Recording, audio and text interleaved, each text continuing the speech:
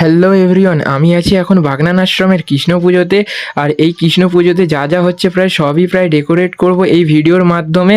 তোমরা চ্যানেলে নতুন হলে চ্যানেলটাকে সাবস্ক্রাইব করে দিও, প্লাস বেল আইকন অল করে দিও। চলো বেশি না বকে ভিডিওটা দেখতে থাকো। आइए श्री धाम वृंदावन में प्रवेश करिए।